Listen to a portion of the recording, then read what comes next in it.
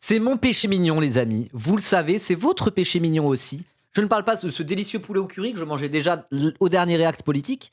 Je parle de réagir à des gros connards d'extrême droite en interview politique à la télévision pour se foutre de leur gueule et dégrossir leurs arguments. Moi, c'est ce que je préfère faire. C'est quasiment mon métier. C'est peut-être le pinacle de ces lives, c'est ce genre de React. Et là, comme vous le savez, amis de YouTube qui venez de cliquer sur cette vidéo, c'est Éric Zemmour. Éric Zemmour directement. Voilà. Un des représentants de l'extrême droite le plus décomplexé finalement. Il dit souvent tout haut ce que les fachos pensent tout bas ou à moitié haut, quoi. Vous voyez ce que je veux dire? Donc voilà. Je trouve ça toujours intéressant de regarder un peu les différents discours d'Éric Zemmour et ses interviews. Parce qu'il y a un côté où, il est un peu à l'avant-garde de l'extrême droite française, quelque part. De voir un petit peu dans quelle direction il part, ça peut nous donner une idée de ce que les autres d'extrême droite feront après, quoi, par la suite. Voilà. Donc si vous regardez la VOD YouTube, déjà premièrement, installez-vous. Deuxièmement, souhaitez-moi bon appétit, parce que je mange encore une fois ce délicieux poulet au curry que j'ai déjà mangé la dernière fois. J'ai fait du batch cooking, j'en ai cuisiné plein. Donc en fait, je ne mange pas que du poulet au curry, je mange aussi d'autres trucs. Bref, peu importe. Et on va regarder directement Éric Zemmour. Mais avant, la team YouTube, pensez à liker la vidéo, vous abonner, la partager, et si possible, pensez à booster la vidéo. Celle-là, elle peut bien marcher, c'est toujours un peu vendeur les réacteurs avec Zemmour, quoi. Imaginez une vidéo qui s'appellerait genre « Je détruis les arguments d'Éric Zemmour un par un » avec une miniature un peu clickbait. Vous voyez ce genre de truc? Bim, ça finit en top 10 des tendances françaises, peut-être. C'est pas impossible. Mais pour ça, j'ai besoin de vous et j'ai besoin de vos boosts. Alors pour booster, comment on fait?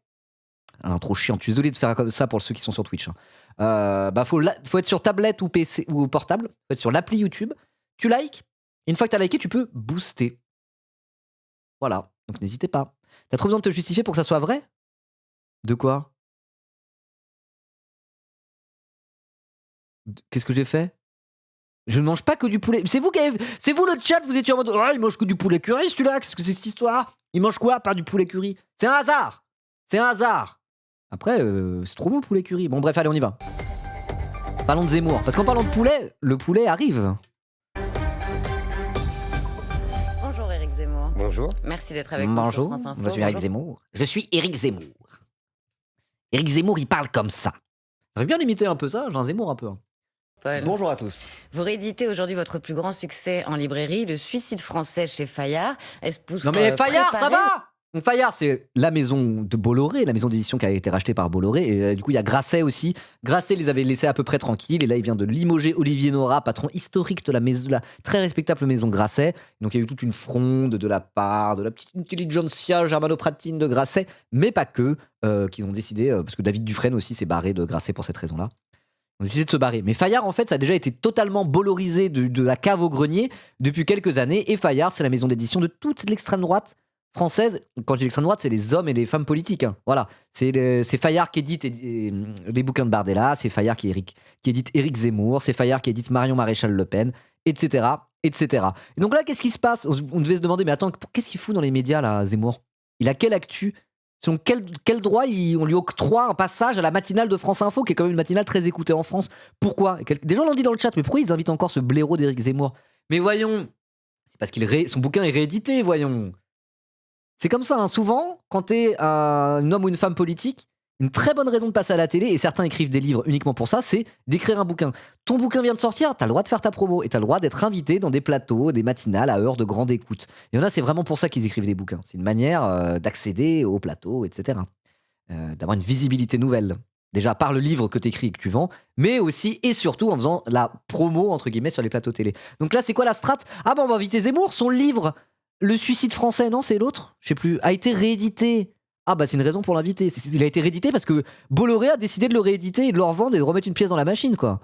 Oui, juste réédité, c'est même pas un nouveau bouquin. Donc on se posait la question. C'est juste Monsieur Vincent Bolloré qui a décidé de rééditer Zemmour, et donc du coup c'est blaireau du service public de France Info. Alors, vive le service public, il faut le défendre, parce que même si France Info c'est de plus en plus de la merde, le RN veut supprimer le service public de l'audiovisuel, et bon, il faut défendre, dans l'idée au moins, le service public de l'audiovisuel, même si on n'aime pas la matinale de France Info, évidemment. Mais voilà, France Info joue le jeu, ils se disent il a réédité son bouquin, on va l'inviter. Bon, vous avez que ça à foutre. Après, peut-être que ça fait cliquer, peut-être que ça fait du buzz, non, pas tant que ça, peut-être c'est pour ça aussi. Voilà, la preuve c'est que même moi j'y réagis. Donc bon, mais bon, moi j'ai réagi pour éclaté et totalement enculé les arguments d'Éric Zemmour. Donc ça va, c'est pas pareil, c'est pas pareil. Pour préparer votre terrain, le terrain à votre candidature, est-ce que ce sera vous d'ailleurs le candidat de Reconquête? On va en parler, mais d'abord le pouvoir d'achat. Le Premier ministre donnera une conférence de presse tout à l'heure avec à la clé de nouvelles annonces face à la flambée des prix du carburant. La difficulté, c'est que les caisses sont vides. Qu'est-ce que vous attendez du gouvernement? Excusez-moi, je devais mâcher. Genre vraiment, mais c'est toutes les interviews politiques que j'ai regardées depuis la fermeture du détroit d'Ormuz et le déclenchement de la guerre en Iran, etc., etc., toutes les interviews politiques que j'ai regardées, ils passent la moitié de l'interview à dire alors vous allez faire quoi sur le prix du carburant, monsieur? Ça commence à tourner en rond. Il va dire il y a beaucoup trop de taxes. La France est un pays qui taxe énormément. Le carburant, plus de 50% du prix du carburant est dû à nos taxes. On vit dans un enfer fiscal, je l'ai déjà dit. Moi, je supprimerais pour jusque la moitié, les 2 tiers des taxes sur les carburants. Et puis voilà. Et de toute façon, on pourra économiser de l'argent sur l'immigration, probablement. Donc c'est pas grave, le manque à gagner des taxes sur le TICPE et la TVA sur le carburant, moi je le récupère facilement avec l'immigration, voilà, en réduisant l'immigration. Vous êtes prêts? Il va dire ça. Allez, c'est parti. En vérité, pas grand-chose. On a compris qu'il ne donnera pas grand-chose, puisqu'il n'a plus d'argent. Merci à force Badlev de pour le prime. mauvaise gestion Merci depuis 10 ans. Tout le monde sait maintenant qu'il n'y a plus d'argent, que les déficits sont énormes, que la dette est colossale et que donc on ne peut plus rien faire. Donc si j'ai bien compris, le gouvernement... Ah, mais franchement, mais j'en ai marre de leur discours. Leur discours, c'est la France, c'est vraiment de la merde. Vous avez vu, la France, elle est finito. Non, mais c'est une dinguerie quand même. Vous en avez pas marre de vivre dans ce sale pays de merde qui marche plus. Il n'y a plus rien qui marche. La France est vraiment éclatée au sol. Votez pour moi, là. Vous en avez pas marre de vivre dans ce pays de merde? On peut rien faire. La France, c'est pourri. C'est vraiment leur seul discours, quoi. Ils aiment se victimiser eux et ils victimisent même leur propre pays en disant il n'y a plus d'argent, c'est de la chiasse. C'est de la chiasse, la France, on est d'accord, non? Elle est patriote, c'est de la merde, la France. Elle va voter pour moi. Ils sont beaux, les nationalistes, effectivement, quoi. Aïe, aïe, aïe. Ce discours, cette morosité ambiante, quoi. Bon, le problème, c'est pas la morosité, le problème, c'est qu'il y a des fascistes à la télévision, vous voyez, et pas et à l'Assemblée nationale. Mais genre, là, ce discours-là, qui consiste à la fois se victimiser eux-mêmes, ouin, ouin, ouin, la gauche caviar, elle veut pas m'inviter sur ses plateaux télé, alors que t'es sur France Info dans le service public. Déjà, premièrement, ils se victimisent eux-mêmes, et en plus, ils ont en permanence ce discours de déclin. Au final, à chier sur leur propre pays alors que c'est censé être les patriotes. Ils puent la merde, voilà, on est d'accord. Merci Elias. Merci Elias. Effectivement, ils puent la merde, voilà. Tu vois, avec ça, t'as mérité un shout-out. Oh, vous connaissez tous Elias maintenant. Il y en a qui connaissent pas Elias dans le chat ou pas? Je fais sa promo tous les jours maintenant. On l'a même raid avec Luma l'autre jour. Hier. Vous connaissez tous Elias. Il y en a qui connaissent pas Elias? Dites non si vous le connaissez pas. Dites ah non, je connais pas Elias. Voilà. Si vous le connaissez pas, allez suivre sa chaîne. Voilà, voilà. Non? Connais pas, non? Ah! Non, il y en a qui connaissent pas. Bah allez le suivre, regardez, il est basé, il pue la merde. Voilà, vous avez pas besoin d'en savoir plus. Cet homme trouve que Zemmour pue la merde, allez donc le follow, quoi. Voilà. On va annoncer des aides très ponctuelles, très ciblées. Je crois que ça va être 50 € par mois pour les gens qui roulent énormément. Je peux comprendre, c'est le minimum. Mais c'est du rafistolage, tout ça, c'est rien. Et en plus... Ce qu'il faut, c'est totalement modifier notre système économique et baisser massivement la fiscalité sur l'essence. Je suis allé voir sur le site du gouvernement. Et dis-le. C'est une usine à gaz. On vous demande votre déclaration d'impôt, on vous demande combien vous roulez par an, quel revenu vous avez. Enfin, Il demande quel revenu on a, plus la déclaration d'impôt. La déclaration d'impôt, c'est justement... on dit déclaration d'impôt, mais c'est déclaration de revenu en réalité. Et à partir de ça, on calcule ton impôt. Donc déjà, c'est complètement con ce qu'il dit, premièrement. Deuxièmement, ah oui, une aide pour ceux qui roulent énormément et n'ont pas les moyens d'affronter l'augmentation des prix de l'essence. Il aimerait que on n'ait même pas renseigné le nombre de kilomètres qu'on roule par an, c'est une aide pour les gros rouleurs. Ils aimeraient qu'on ne renseigne pas non plus ses revenus. C'est une aide pour ceux qui n'ont pas les moyens d'affronter l'augmentation des prix de l'essence. Si c'est juste ça le problème, tu sais pas remplir un pauvre formulaire parce que t'es un vieux gâteux, le problème vient peut-être de toi. Mais ça, c'est toujours la même rhétorique d'extrême droite, enfin de droite, mais slash extrême droite, qui consiste à dire le millefeuille administratif français, regardez, c'est inefficace, privatisez-moi toute cette merde, putain, ça sera beaucoup plus efficace si on privatise. Alors que je suis sûr que le site il est super bien fait, France Connect c'est un banger, ça marche hyper bien, le site du Lursaf il est pas si mal fait que ça, même la déclaration d'impôt ça va. Stop avec ça, stop avec cet argumentaire, pitié, pitié. Encore de la paperasserie, même si c'est dématérialisé et que c'est sur l'ordinateur. Alors qu'est-ce que vous proposez? Moi, je vais vous dire, moi je pense que c'est l'occasion d'engager une baisse massive des impôts que je propose par ailleurs. Oh, étonnant, étonnant. Attendez, j'augmente un peu le son. de commencer par les taxes sur l'essence. Vous savez que l'essence en France est super taxée, que nous avons 2 impôts, la TVA et l'accise, qu'on appelait avant la TICPE. Voilà, je l'ai pré-shot, j'ai dit il va dire précisément ça, et c'est précisément ce qu'il est en train de dire. Bon bah original. Oh, j'ai jamais entendu ce discours. Oh. TICPP. Et moi je propose simplement TICPE, il se trompe. Depuis le début, de baisser d'un tiers l'accise, qui coûterait à peu près 12 milliards. Ça ferait une économie. Ça ferait une économie de 27 centimes sur l'essence et de 24 centimes sur le gazole. Voilà, pour préciser pour les gens. Donc ça coûterait à l'État 12 milliards. Et je propose depuis des mois qu'il y ait une suppression des dépenses correspondantes. Je donnais par exemple l'aide publique au développement Ah, je pensais que c'est en fermant les frontières, on économisera de l'argent parce que les immigrés nous coûtent cher. Non, c'est l'aide publique au développement. Voilà. Donc déjà, premièrement, il veut pas d'immigrés en France, et en plus, les immigrés qui restent chez eux, entre guillemets, faut pas les aider, ils se démerdent. Ils se démerdent tout seuls. Quoi, la France les a pillés, exploite leurs ressources les a pillés pendant des siècles et exploite encore massivement leurs ressources aujourd'hui. Mais non, pas d'aide au développement, c'est bon. On prend ce qu'il y a à prendre chez eux et on les laisse dans la merde. C'est vraiment ça son discours. Son discours, c'est en mode nique les étrangers, je déteste l'humanité, quoi. Oh là là, vraiment, l'aide au développement. Bon bah ok, d'accord. Il veut le beurre et l'argent du beurre, celui-là. Il veut pas d'aide au développement pour des pays étrangers, mais il veut pas que les étrangers viennent chez nous non plus, quoi. Il veut vraiment. Ce qu'il aimerait, c'est que la France soit un empire colonial comme au 19e. Mais ça lui irait bien, ça. Ça lui irait très bien. Aïe aïe aïe. Franchement, les sites du gouvernement puent la merde, ils bug une fois sur deux. Du gouvernement? Tu penses plutôt de l'État français? Je te laisserai pas dire ça. Alors moi qui étais à l'éducation nationale, des sites qui puent la merde de l'éducation nationale, j'en ai vu. Genre e-prof, là, inutilisable. Les sites plus récents de l'État, ça va. Et France Connect, je laisserai personne critiquer France Connect sur ce stream.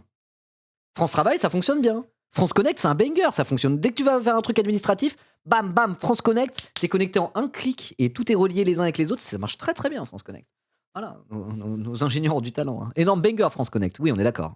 Bref, allez. Qui représente 12 milliards dans le budget de l'État. Pour compenser, mais donc vous proposez un peu le même type de mesure que le Rassemblement national qui veut baisser la TVA. Vous, c'est un autre type de taxe que vous voulez baisser. Je vais vous dire pourquoi. Et ça coûte la même somme à peu près, 1 milliard par mois. Vous avez raison, c'est pas mon sujet. Banne-moi, je hais France Connect. Alors, t'es abonné depuis 13 mois, VIP et partner, donc j'ose pas te foutre un time-out, Bubuche, mais t'aurais été une vieweuse comme une autre, je t'aurais mis 10 minutes. Le sujet, c'est que la baisse de la TVA, ça ne favorise pas les entreprises. Vous savez que les entreprises, quand elles payent la TVA, elles avancent la TVA à l'État et elles sont remboursées. Privilège, oui. Attendez, Coward, attends, bouge pas Bubuche. Hop là. Tiens. Je pense que ce n'est pas compétitif, c'est une mesure de pouvoir d'achat. Vous voulez dire que votre mesure est plus pro-business que celle de Marine Le Pen? Exactement. Parce que vous, ça va aider aussi les entreprises. Exactement. Et vous financez ça avec l'argent de l'aide au développement. Parce que vous avez compris que je ne veux pas baisser les impôts sans baisser les dépenses. Donc, je propose une baisse de dépenses équivalente de 12 milliards. Je vous donne comme exemple l'aide publique au développement qui représente 12 milliards, c'est tout. Éric Zemmour voulait... on passe à un autre sujet, j'en ai marre, là, le carburant. Ils en parlent pendant combien de temps encore? L'argent de l'aide au développement. Vous êtes aussi contre l'immigration. Est-ce que vous pensez que c'est pertinent de retirer cette aide à ces pays qui en ont besoin? C'est une vieille antienne, ça, vous savez. C'est une vieille antienne. Oui, moi je suis raciste. Moi j'aimerais que ces sous-peuples, hors de notre glorieuse civilisation blanche européenne, crèvent la bouche ouverte. On ne sera pas la meilleure des civilisations autrement qu'au détriment des autres. Cette vieille antienne des humanistes qui aimerait que les hommes vivent en harmonie les uns avec les autres. Moi je suis contre. Je suis pour les écraser.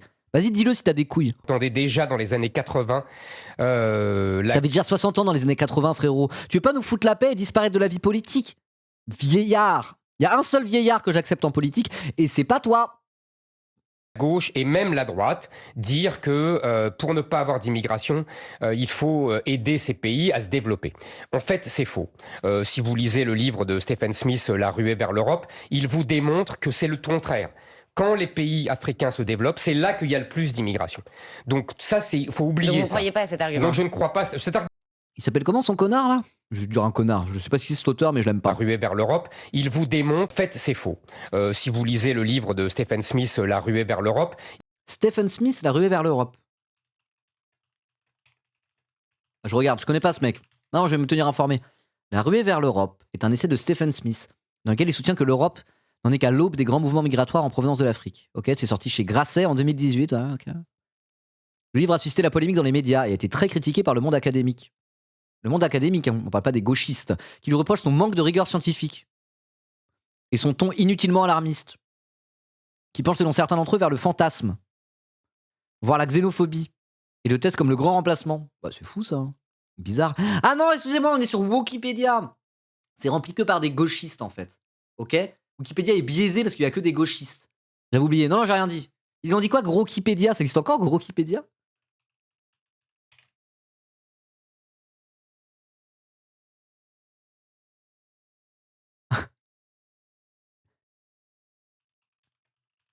Ça existe encore, hein.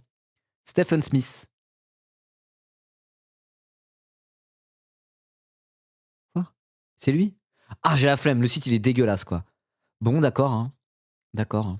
Réception académique, c'est peut-être ça qui est intéressant, la réception médiatique. Peut-être que c'est biaisé, mais la réception académique a reçu un accueil très critique du monde universitaire. Mais alors, je pensais que la droite et Éric Zemmour, c'était vraiment un homme très intelligent et des hommes de science, ces gens-là. Pourquoi le milieu académique a été très critique vis-à-vis de ce bouquin? Le démographe François Héran du Collège de France, probablement un gauchiste, hein. Collège de France, c'est ravagé par l'extrême gauche, hein, a critiqué vigoureusement l'ouvrage, l'accusant de nourrir le fantasme de l'envahissement du Nord par le Sud. Ok. Pour Hervé Lebras, de l'EHESS et de l'INED, probablement un gros nul qui connaît pas son sujet, Smith a une vue complètement simpliste des choses. Selon Lebras, la ruée vers l'Europe est avant tout un fantasme. Ok, Michel Aguier de l'EHESS, ouais. Université libre de Bruxelles, ouais. CNRS, chercheur au CNRS. Les statistiques des migrations africaines sont claires, il n'y a ni exode ni invasion. Mais il bosse au CNRS, peut-être. Après, bon, on se dit, Florence Bergeau-Beckler bosse aussi au CNRS, donc ça va pas rien dire. Bon, en tout cas, là, ça fait beaucoup de gens du milieu académique qui disent que son bouquin, c'est de la grande merde, hein. Mais en fait, il s'en bat les couilles. Il s'en bat les couilles, Zemmour, parce qu'il name drop des gens en se donnant un air intelligent. Alors qu'en vérité, c'est des abrutis, tous ces gens-là, qui écrivent des trucs de merde. Vous voyez? Et Stephen Smith, là. On va aller voir son pédigré. Connecticut, ouais, l'université Duke aux États-Unis, ouais. Ouais, il entre au service Afrique du quotidien français Libération. Ouais. Ah, flemme de lire tout ça. Merci Vince de TT. Merci beaucoup Vince de TT pour le sub. Bon, flemme de lire tout ça. À part son bouquin de merde, j'ai l'impression qu'il a pas beaucoup de buzz, hein. Bon, bref, ok. Il vous démontre que c'est le ton... Attends, il y avait une dinguerie? De quoi? Il est 1956. Il a à peu près le même âge que Zemmour. C'est un boomer. Où ça, une dinguerie? Là? Ça, là? C'est ça, la dinguerie? Négrologie, pourquoi l'Afrique meurt? C'est un livre controversé? À destination du grand public, écrit en français par le journaliste américain Stephen Smith?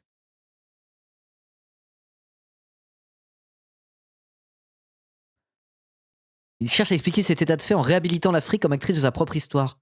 Selon lui, en effet, la responsabilité historique des pays occidentaux dans le dénuement de l'Afrique serait exagérée et les caractéristiques sociologiques africaines seraient les premières responsables du sous-développement. Ah ok, il est en mode la colonisation. Mais c'est les Africains qui sont nuls. Ah ouais, à deux doigts de sortir la carte des QI. Ok, bon, on voit quel genre de gros FDP raciste est Stephen Smith. On va pas aller plus loin, Oh waouh. Quand les pays africains se développent, c'est là qu'il y a le plus d'immigration.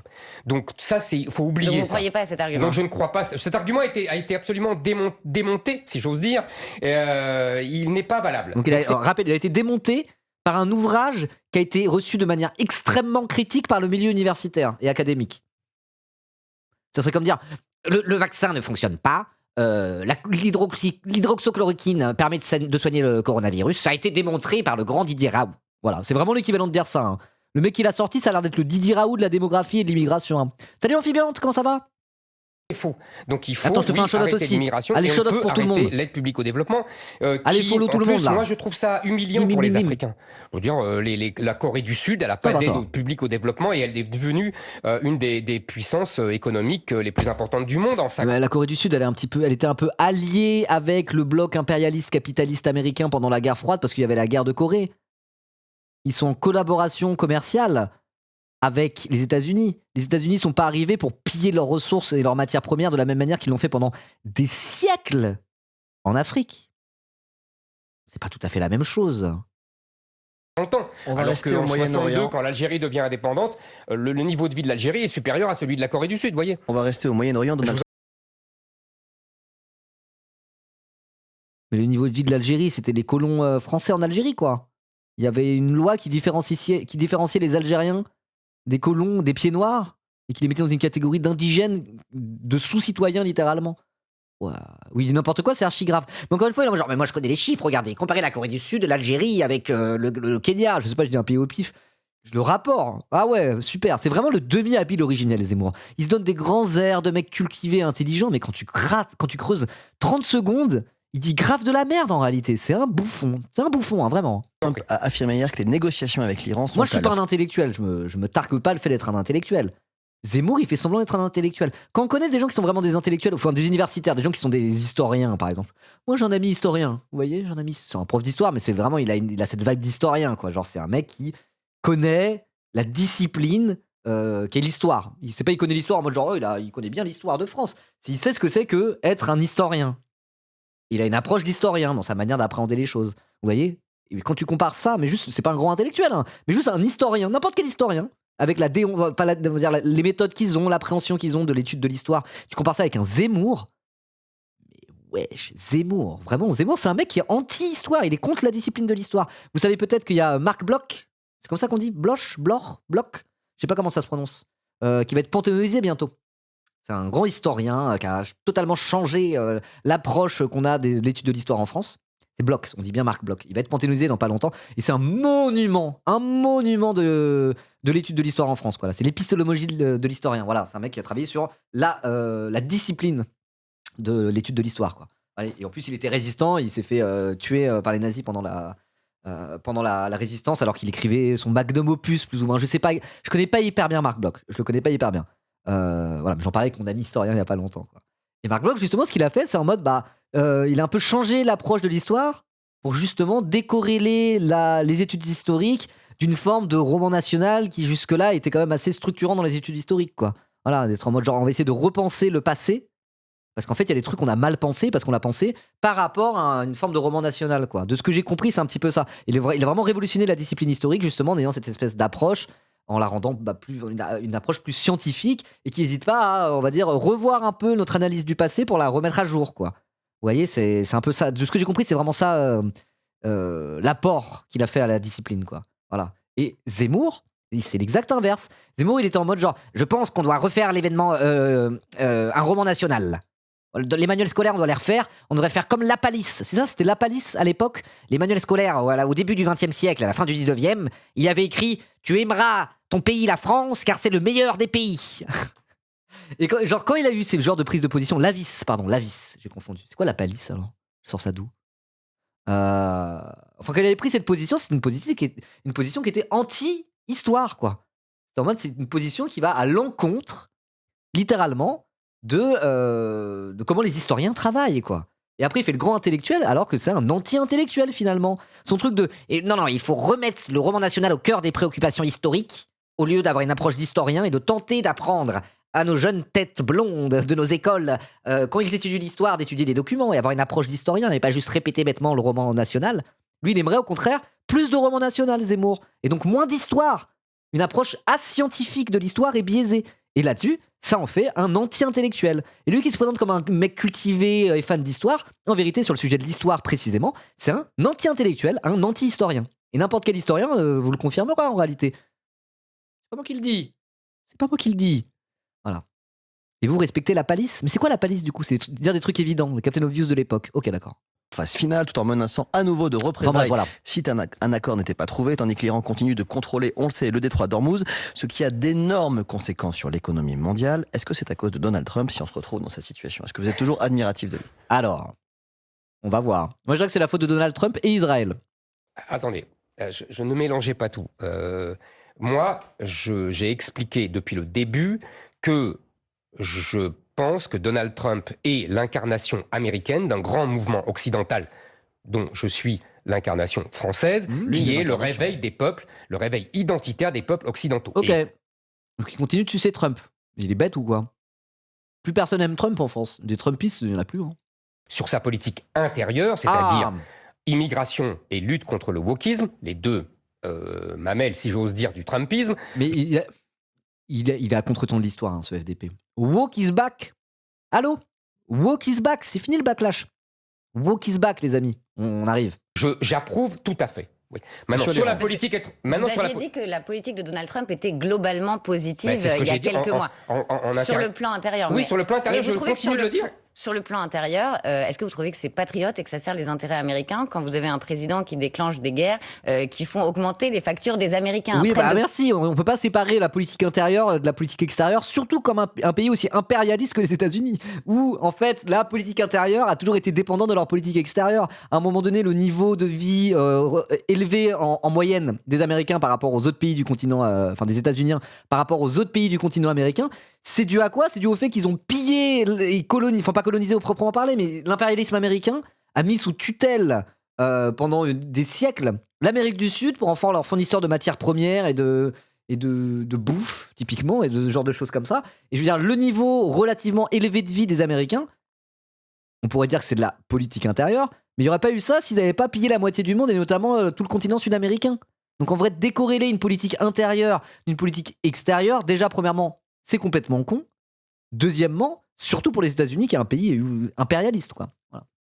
Et en plus, d'ailleurs, Trump, il est en mode je suis pour renouer avec la doctrine Monroe, et donc j'aimerais que dans notre hémisphère à nous, l'Amérique, et ben en fait, on ait un peu le droit de contrôle sur les pays d'Amérique du Sud, quoi, que ça soit un peu notre jardin.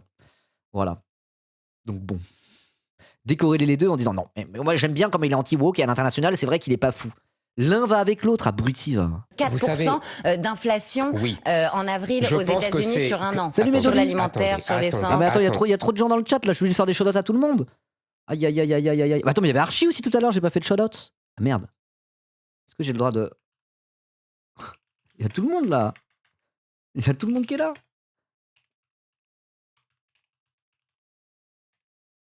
Ah, voilà. Toute la fange chez Ribot, exactement. Non, mais là, allez follow plutôt Archie crasseuse. Médolite aura peut-être le prochain shout-out. La fange est après mon buzz, Ribot. Bah, je sais, hein, j'ai remarqué.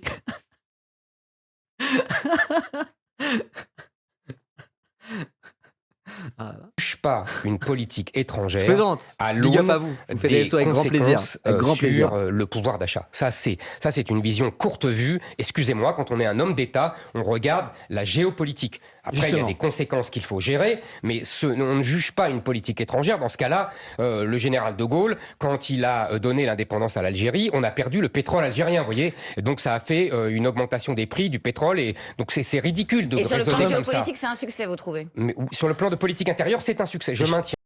Ok, vas-y, retenez ça. Zemmour en 2026 a dit... Oui, j'ai vu le dernier contraste. On en a parlé 10 fois. Zemmour a dit en Big 2026... On est quel jour?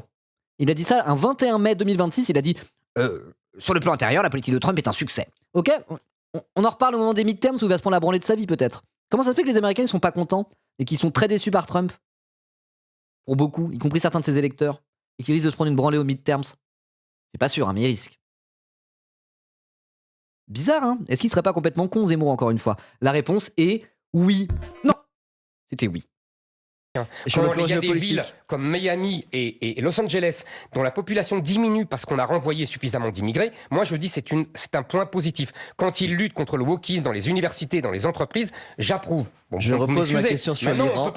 Quand ils classent les gens qui sont trans et pro-trans comme étant des terroristes antifa et qui parlent d'éliminer et de tuer ces groupes terroristes, sous-entendu, il aimerait bien un peu tuer tous les trans américains, je suis pour, lorsqu'il fait des rafles, pour rafler des gens, des êtres humains, au mépris du droit, des droits humains et des conventions internationales, pour les mettre dans des camps, au milieu du bayou en Floride, je suis pour. Bon bah ok, bah nique ta mère au pire, sale nazi de merde. Iran, est-ce que Trump n'a pas déclenché une tempête mondiale, notamment économique? Ça c'est autre chose. Est-ce qu'il n'a pas une responsabilité? Non, c'est pas autre chose. C'est pas autre chose, abruti. Il est en mode genre, regardez, De Gaulle avec l'Algérie. Bon, c'était quand même pour le meilleur cette histoire d'indépendance de l'Algérie. C'était pas grâce à De Gaulle, hein. C'est grâce au peuple algérien en lutte. Évidemment. Mais je veux dire, c'est un truc qui allait plutôt dans le sens de l'histoire et dans le bon sens. Voilà. Il est en mode genre Trump, non mais ça n'a rien à voir avec sa politique intérieure et tout le reste. Effectivement, il a un peu merdé sur l'Iran, mais c'est pas vraiment de sa faute. Ah, nique ta mère, c'est bon, c'est bon. Toujours des responsabilités, encore une fois. Il est la première puissance du monde. Donc dès qu'il bouge une oreille, ça a des conséquences sur le monde entier. C'est normal. Bon, maintenant, voyons ce que vous voulez, c'est qu'on parle de politique étrangère. Exactement. Et de la guerre en Iran. Ça, c'est un sujet. Je suis d'accord. Donc, j'ai bien compris, je crois avoir compris, que les deux axes de cette guerre sont, un, avec le gouvernement israélien, de détruire la capacité de l'Iran à avoir la bombe atomique. Bon. Il n'a pas remarqué que absolument plus personne ne parlait de ça depuis 2 mois, parce que c'est pas ça. C'est pas pour ça. Israël, ils font ça parce qu'ils ont envie de continuer cette fuite en avant guerrière et en profiter pour envahir le Liban, parce que oh là là, c'est nos ennemis, etc., etc.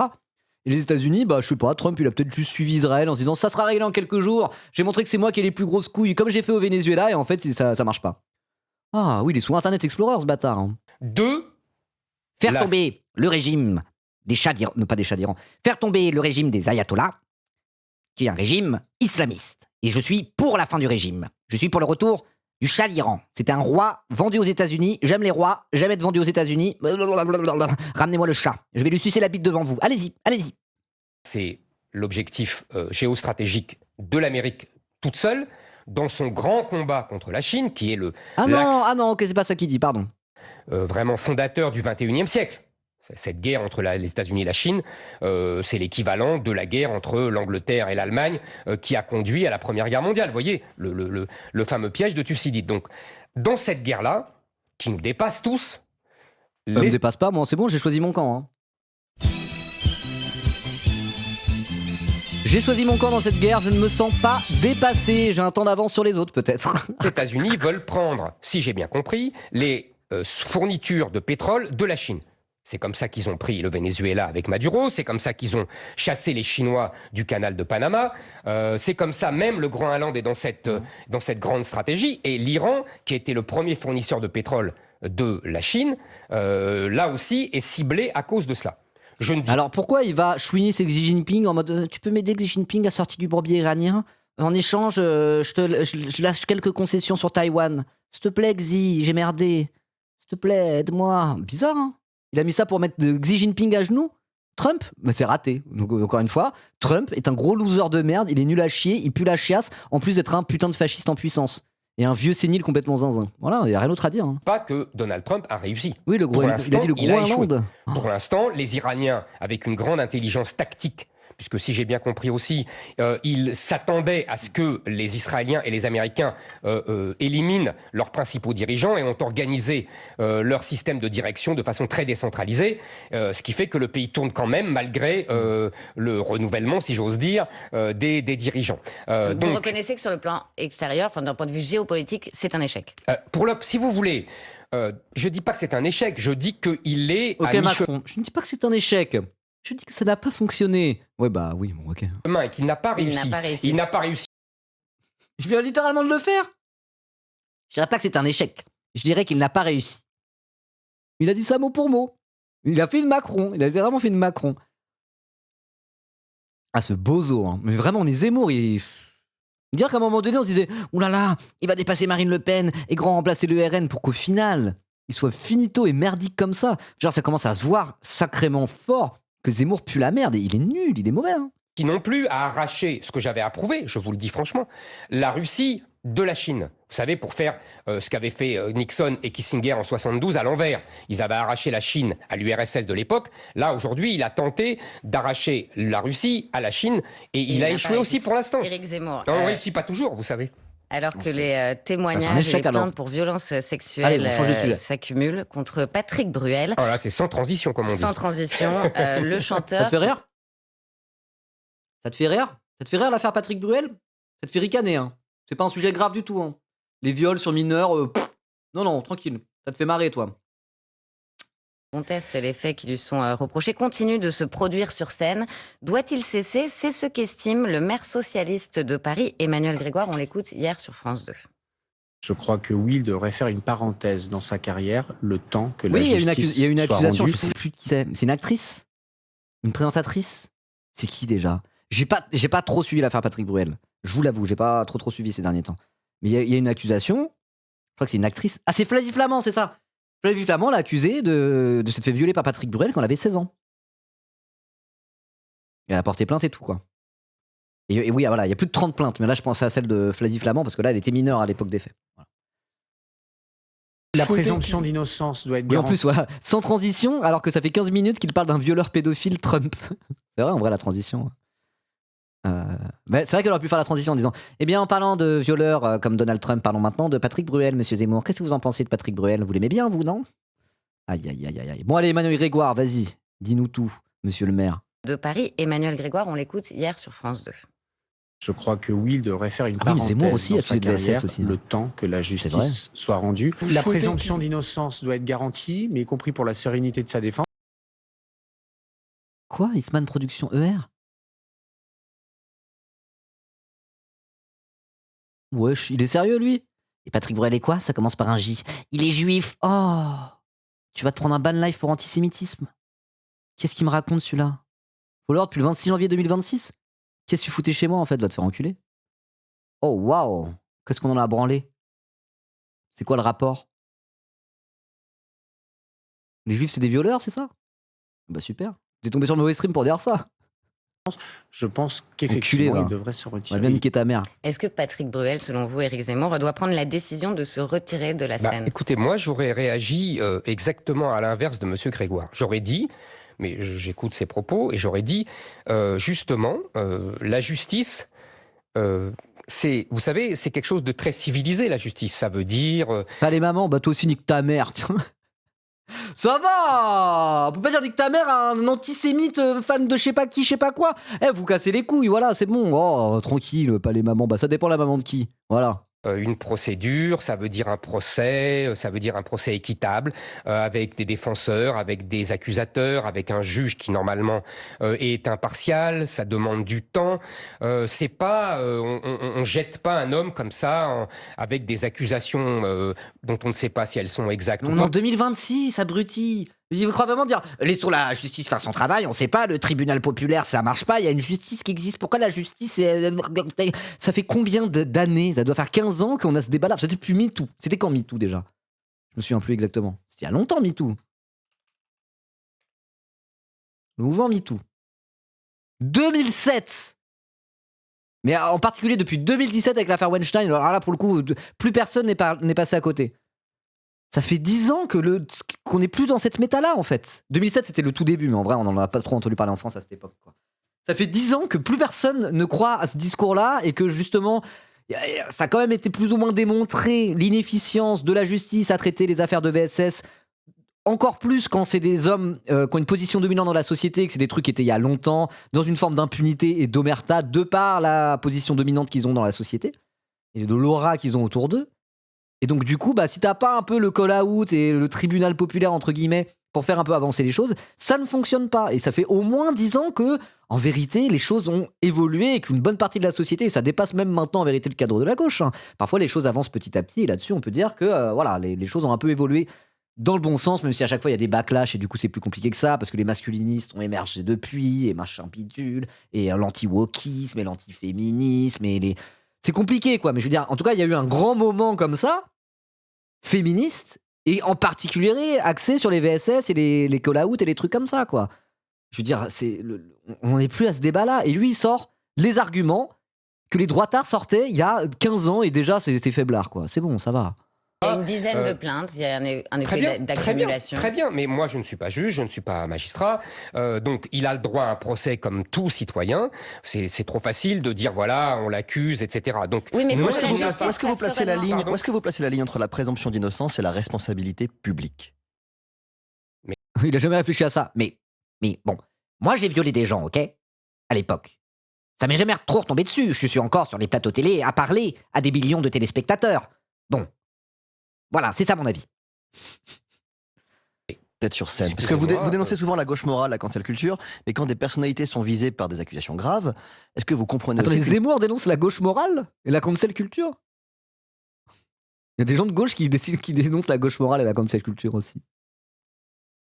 Une partie du public français ne veuille plus aujourd'hui applaudir comme avant. Et ils peuvent ne pas aller le voir. Ils ne sont pas obligés d'aller le voir en spectacle. Moi, vous savez, je connais des acteurs qui ont été accusés et dont la procédure a duré des années et qui ne peuvent plus jouer. Je trouve ça scandaleux. Alors c'est ça ton combat? Je trouve ça scandaleux. C'est scandaleux. Vraiment. Des violeurs qui peuvent même plus... les gens ne veulent plus bosser avec des violeurs, c'est scandaleux. Pourquoi? Parce qu'on est un violeur, on n'a plus le droit d'aller sur scène. Après, ça dépend en fait. Ils n'ont plus le droit de jouer. Ça veut dire quoi? Ça veut dire que les gens du milieu dans lequel ils évoluaient jusque-là se sont dit, ouh là là là là, lui, je veux plus bosser avec lui. Bon, on fait ce qu'on veut, non? Je sais pas si des gens dans le milieu du théâtre se mettent d'accord les uns avec les autres pour se dire, lui, on veut pas bosser avec lui, qu'il aille se faire enculer parce que c'est un violeur ou il y a des grosses suspicions en tout cas. Ben, ils font ce qu'ils veulent en fait. Les gens, on est censé avoir le droit inaliénable de se faire programmer. Et si les gens qui programment, ils se disent, j'ai pas envie de programmer Patrick Bruel parce que là, les accusations, ça craint de fou. Et ce qui se dit en coulisses, la parole qui se libère, fait que moi, qui ai la possibilité de programmer Patrick Bruel, je ne programmerai pas Patrick Bruel parce que ça a quand même l'air d'être un violeur, ce gars-là. Mais ils font ce qu'ils veulent, non? C'est la liberté. C'est même la liberté d'entreprendre quelque part. Si un entrepreneur du spectacle vivant décide de déprogrammer des artistes, il fait ce qu'il veut. Alors quand c'est Bolloré qui décide de mettre ses griffes pointues sur l'intégralité quasiment, enfin sur une bonne partie du cinéma français, en rachetant tout, et après en arrivant en virant tout le monde, c'est sa liberté d'entrepreneur de le faire. Eh ben, c'est le patron, il fait ce qu'il veut. Mais quand des patrons, je sais pas, de théâtre veulent ne pas programmer un artiste, il est en mode « c'est scandaleux. Patrick Bruel devrait avoir un droit inaliénable de bosser partout où il demande. » Ah. Excusez-moi, par exemple, je pense à mon ami Philippe Cobert, je trouve ça scandaleux. Bon, personne ne le connaît, ton ami Philippe Cobert. On l'emmerde, en fait. On sait même pas qui c'est. Qu'il aille se faire foutre, Philippe. Qui connaît Philippe Cobert? Moi, je pense à mon copain violeur, et franchement, je trouve ça scandaleux. On s'en bat les couilles. Tout le monde s'en branle de ta vie. Peu importe qu'il soit coupable ou innocent, vous comprenez ce que je veux dire? C'est pas le sujet. Le sujet, le sujet, c'est un peu... Si, c'est un peu ça, quand même. Si quelqu'un est coupable de viol, on aimerait bien qu'il arrête de se représenter sur scène et qu'il y ait plein de fans qui disent du bien, etc., et qu'il soit mis en avant et qu'il fasse partie de notre culture française, etc. Bien sûr que si. Oh, qu'il soit coupable ou innocent, là n'est pas la question. Eh ben si, là est la question en fait. C'est que la procédure dure des années et que pendant ce temps-là, il ne peut plus travailler. Et il y a des femmes vous aussi accepteriez, vous, ça? Il y a le sujet. Il y a plein de gens qui l'acceptent. Il y a plein de gens qui se disent, bah oui, effectivement. Écoutez, fallait pas être accusé de viol, hein. Je sais pas, T'avais qu'à pas être accusé de viol, hein. Bizarre, hein. Tout le monde n'est pas accusé de viol. Comment ça se fait qu'il y en a qui sont accusés de viol? C'est les méchantes femmes qui se disent, lui, on va le couler parce qu'il a été méchant. Ça va, encore. On va vraiment refaire ce débat en Big 2026, allez, c'est bon. J'ai du droit, et il y a le sujet de la morale. Le maire de Marseille, Benoît Payan, appelle aussi Patrick Bruel à renoncer à son concert prévu en octobre dans sa ville. Il dit que c'est par respect pour la parole des victimes et pour que la justice puisse sereinement faire son travail. Mais est-ce que vous comprenez l'émoi suscité? Je vous répète, c'est l'inverse. Excusez-moi, je trouve que c'est l'inverse. La sérénité de la justice, ça doit lui permettre de travailler jusqu'au bout. Encore une fois, les gens qui lui en veulent à cause de ces accusations, je peux comprendre, elles ne sont pas obligées d'aller le voir dans la salle de spectacle chanter. Mais les gens qui tiennent la salle de spectacle sont pas obligés d'inviter Patrick Bruel s'ils estiment qu'ils n'ont pas envie de bosser avec lui. C'est exactement la même logique, quoi. Non, ça c'est que pour les spectateurs, voilà. C'est aux spectateurs de décider, mais ceux qui programment les artistes, eux non. Eux, ils se plient à la volonté de Éric Zemmour et Patrick Bruel. Allez voir Patrick Bruel en ce moment sur scène? C'est pas tellement ma tasse de thé, mais je pourrais, moi, tant que quelqu'un n'est pas condamné, je pense qu'il n'est pas coupable. Ok. Bon, ça me dérange pas, les accusations de viol. Flavie Flamand, ça se trouve c'est une menteuse, hein. On sait pas, hein. Peut-être que Flavie Flamand c'est une menteuse, hein. Peut-être qu'elle a dit ça pour faire son intéressante, hein. Peut-être que, enfin, je sais pas. Prendre la parole publique pour dire publiquement, j'ai été victime de violences sexuelles quand j'étais mineur, alors que t'es connu et pas pour ça. C'est pas un truc qui fait plaisir. Décider de sciemment prendre cette position, c'est un truc qui est dur, parce que t'avais pas forcément envie de parler de ça publiquement, t'étais pas là pour ça, ça te met dans, ça t'engage dans une direction, dans un truc, c'est une décision qui est lourde à prendre et qui peut être lourde de conséquences. Vous voyez? Donc pourquoi Flavie Flamand mentirait là-dessus? Pourquoi elle mentirait là-dessus? Pour faire son intéressante? Pour tirer la couverture vers elle? Non, lui, ça le dérangerait pas, parce que peut-être que Flavie... c'est comme s'il disait, Flavie Flamand, je pense que c'est une menteuse qui fait son intéressante, donc moi je pourrais très bien aller voir Patrick Bruel, je sais pas, c'est à la justice de décider. L'ordure, hein, vraiment l'ordure. Il n'y a pas d'autre mot pour ça, on appelle ça une ordure. Et en vrai, je trouve que la question, pour le coup, d'Agathe Lambray était plutôt bien trouvée, en mode genre, bon, voilà, il tourne autour du pot en faisant le connard pré-MeToo, on va dire. Bah, let's go, j'ai dit, alors juste vous iriez le voir en spectacle? Effectivement, là, il passe pour vraiment un immense crevard qu'il est, quoi. Et oui, il a été accusé d'agression sexuelle aussi, mais il n'a pas été condamné. Donc voilà, laissons la justice faire son travail. C'est la justice, sinon on réinvente le western et on va le mettre sur un cheval et on va mettre une corde et on va pousser le cheval. Ça serait plus rapide, hein, mais bon... pauvre Patrick Bruel, le pauvre. Oh là là. Pas ce que vous préférez, j'imagine. Vous, dont les écrits ont parfois été jugés misogynes par certaines femmes, quand vous écrivez les femmes ont une forme d'intelligence différente de celle des hommes, les grands génies sont des hommes, l'homme est un prédateur sexuel, un conquérant, le pouvoir s'évapore dès qu'elles arrivent. Est-ce que vous pensez que toutes ces femmes qui ont témoigné contre Patrick Bruel... Laroutourou en train de le cook menti? Non, D'abord, je n'ai jamais été misogyne, ça c'est une bêtise qu'on colporte contre moi. Il a dit les femmes ne sont pas faites pour gouverner le pouvoir. Le pouvoir n'est pas fait pour les femmes et les femmes elles sont un peu connes, elles sont moins connes quand même que les hommes. Il y a une raison si lesquelles les hommes sont des grands génies, généralement c'est les hommes et pas les femmes. C'est pas misogyne ça? Le mec on lui dit vous avez dit ça, c'est misogyne monsieur, qu'est-ce que vous en pensez? Je ne comprends pas pourquoi vous dites que je suis misogyne. Il a même pas répondu, il a répondu ce sont des affabulations. Oui bon bah ok d'accord, il vient de dire en quoi c'était misogyne ce que tu avais pu dire par le passé quoi.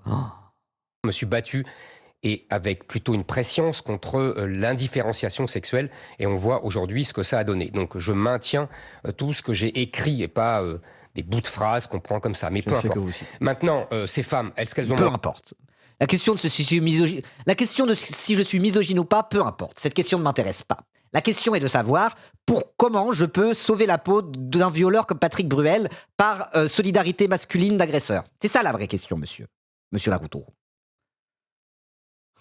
Ou est-ce qu'elles n'ont pas menti? J'en sais rien. Vous savez... Mais c'est vrai, très bon rappel papomuniste. On rappelle que Zemmour, comme Soral, vient de l'incellitude à la base.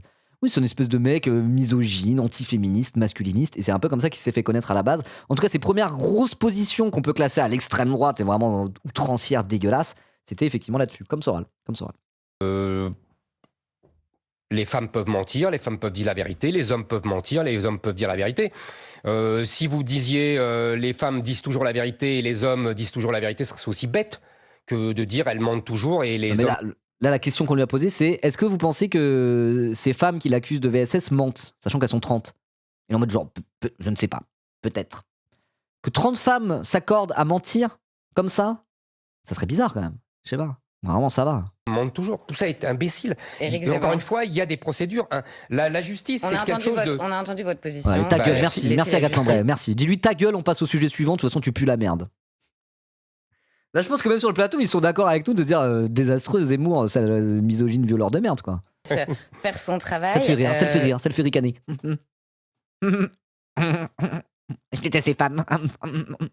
Dans un instant, on va parler d'images qui choquent en Israël, mais pour l'instant, c'est l'info.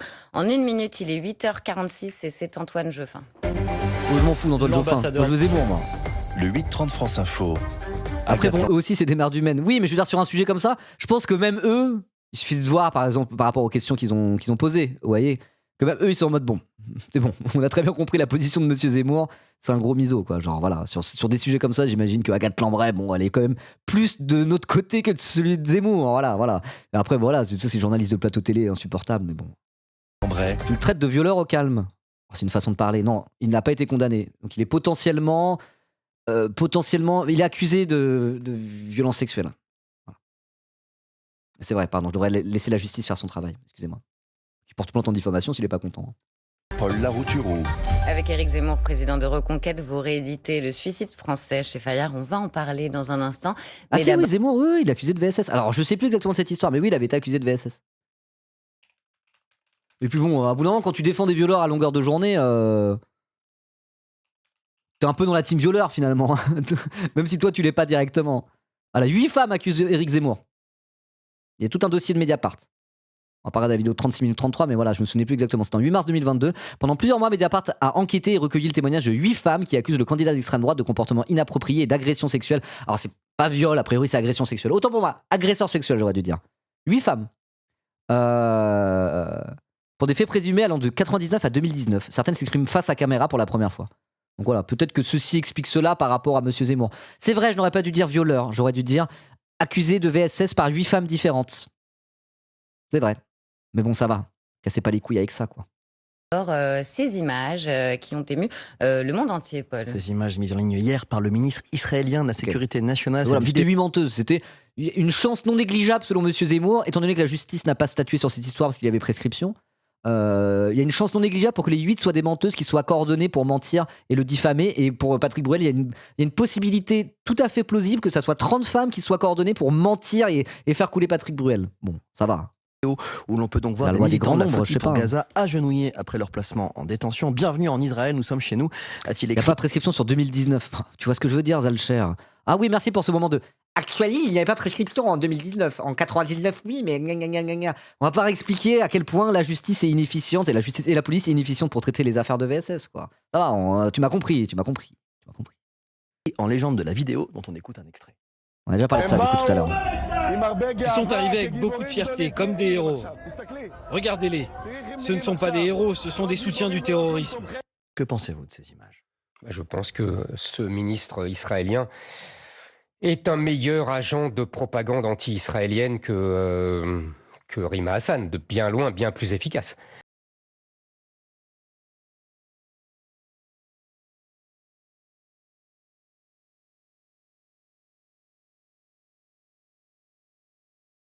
Vous avez compris ce qu'il voulait dire? En vrai, basé. Interdit de dire basé. On va être d'accord ou quoi là? Mais quand je vous disais tout à l'heure, quand même, il y a une évolution. Il y a une évolution de la question du rapport à Israël en Occident. Il y a vraiment une évolution. Et là, il y a des trucs, c'est plus possible. Et y compris des mecs comme Zemmour, énorme soutien d'Israël, il est obligé de se désolidariser d'un mec comme Ben Gvir, quoi. Genre, c'est même plus possible. Vous voyez? Donc ça rejoint un peu ce que je disais tout à l'heure, en mode, il y a un shift quand même dans l'opinion publique. Sa formulation est très surprenante, parce que voilà, il met un peu un tacle à Rima Hassan, mais c'est pour dire, s'il veut faire détester Israël à des gens, il ferait bien joué monsieur Ben Gvir. Bon, regardons la suite, mais bon, ouais, ok. Il se désolidarise en taclant Rima, ça reste Éric Zemmour, hein, évidemment, mais bon. Voilà, qu'est-ce que vous voulez... Ok, bon, d'accord. Je vous dis, j'ai vu que M. Netanyahou lui-même avait dénoncé cette attitude absolument scandaleuse. On dit que c'est pas conforme aux valeurs et aux normes d'Israël. Voilà. Donc, non, ça va. Lourd soutien à la Palestine et sur la même ligne que Netanyahou finalement, donc tranquille. Encore une fois, même Netanyahou s'est désolidarisé de Ben Gvir, hein, dans un grand moment d'hypocrisie. Donc là, bon, voilà. En gros, il dit effectivement comme Netanyahou et comme l'ambassadeur israélien, dans mode genre, ça la fout mal pour Israël, c'est dommage, hein. Nous, on aimerait que les gens aiment Israël. Bon, arrêtez de vous comporter comme des nazis, hein, qu'est-ce que vous voulez que je vous dise? T'es dit. Est-ce que Jean-Noël Barrot, le ministre des Affaires étrangères, a raison de hausser le ton? Il dénonce des agissements inadmissibles. Il a convoqué l'ambassadeur d'Israël pour obtenir des explications. D'ailleurs, l'ambassadeur d'Israël envoie son adjoint. Il a raison de demander des comptes? Vous savez, je pense qu'il se pousse du col. Voilà ce qu'il fait. Mais ça ne sert strictement à rien. Il fait de l'agitation pour les médias. Il veut montrer son plus beau profil moraliste. Il en profite. C'est pas très brillant, mais peu importe. Le coupable, c'est ce ministre de l'Intérieur. Donc maintenant, vous savez, c'est pousser du col que de le convoquer. Oui, mais si vous voulez, tout ça, c'est de la. Il sait pas quoi dire. Il est coincé ce FDP, genre il est vraiment genre ouais non Ben Gvir, moi j'aime pas, hein, je me désolidarise de lui, mais en même temps les autres ils font les malins. Franchement là il bégaye lamentablement, hein. Il bégaye lamentablement, hein. La séquence est extrêmement mauvaise, hein. Extrêmement mauvaise. En vrai il a perdu de sa superbe, Zemmour. Alors quand je dis il a perdu de sa superbe, c'était pas pour dire à l'époque il était basé, évidemment. Mais à l'époque on a commencé à débarquer bim bam boum dans les médias dominants, appuyés directement par Bolloré. Aussi la méta était différente à l'époque, hein. Bolloré notamment, genre waouh vous avez vu CNews, c'est une dinguerie ce qui se passe avec CNews. Maintenant on est habitué, ça fait des années et des années quoi. Mais c'est vrai que quand c'est arrivé il y avait cette espèce d'effet de sidération qui fait que Zemmour ça a pris quoi. Il faisait peur un peu, qu'on était genre oh là là. Vous voyez? Maintenant on le voit tous comme un bouffon quoi. C'est un bon orateur, maintenant il est bof tiers. Ouais, il est pas dénué d'un certain talent, mais là ça ne fonctionne plus en fait. La ficelle est trop grosse quoi. Un certain talent communicationnel, mais là de moins en moins. Et en plus c'est bon, on le connaît par cœur, c'est un bouffon quoi. Voilà. L'aspect bouffonnesque a pris le dessus sur ses qualités d'orateur, on va dire, enfin ses qualités de débatteur, etc., quoi. Ouais. Après le Z avait zéro contradiction, c'est normal. Oui, mais c'est surtout qu'il y avait un moment donné, on était genre, attends, CNews là, il se passe quoi? C'est quoi cette dinguerie? Attends, Zemmour là, il se passe quoi cette dinguerie? Il est candidat à la présidentielle? Attends, Bolloré, il a lancé un gars comme ça pour être candidat à la présidentielle, il a 15% dans les sondages, what the fuck? C'était un peu terrifiant, c'était sidérant. Vous voyez, on était un peu sidérés et du coup, ça donnait une espèce d'aura à Zemmour où il faisait un peu flipper quoi. On était genre, oh là là, on est en train de vivre cette époque là, c'est un truc de zinzin quoi. Il défendait Pétain sur CNews et il était à 15% dans les sondages. Vous voyez, et il y avait cette espèce de... C'est lui presque une espèce d'aura maléfique, hein, mais presque une espèce d'aura où il y avait un truc qui marchait médiatiquement, vous voyez, et là ça ne fonctionne plus en fait. Il s'est fait trahir par Marion Maréchal, il s'est ramassé à la présidentielle mais surtout aux élections suivantes, il n'a pas pu jamais exister aux législatives avec Reconquête, en vrai c'est un peu finito. Maintenant, il y a Sarah Knafo, bon, voilà, super, quoi. Mais je veux dire, il a perdu de sa superbe, finalement. Voilà. Cette espèce d'aura maléfique qu'il avait, et qui fonctionnait quand même dans le climat médiatique français de l'époque, ça marche moins bien. Tant mieux. Quoi, c'est de la communication. Autre polémique en France, Éric D'ailleurs, Zemmour. il change de sujet direct parce qu'il a rien à dire à part. Ok, bon, très bien. Maxime Saada, le patron de Canal, a déclaré ne plus vouloir travailler avec les signataires de la tribune anti-Bolloré qui avait dénoncé l'emprise grandissante du milliardaire sur le cinéma. Vous qui êtes si attaché à la liberté d'expression, est-ce qu'on peut menacer de représailles des artistes qui ont dit simplement ce qu'ils pensaient ? Alors là, c'est un beau sujet. Et c'est un sujet qui va nous amener naturellement, mais je suis sûr que vous avez fait exprès, à parler de mon livre, parce que dans mon livre, je parle beaucoup de cinéma, de films, je montre l'arrière-plan idéologique de tous ces... Ah, le monde de la culture est gangréné par les idées gauchistes. Oui. Vous savez quoi ? Oui, je vais le dire, oui. Ouais, le monde de la culture et le monde de l'art est quand même un peu plus généralement, mais encore à nuancer, parfois il est un peu plus à gauche que la moyenne.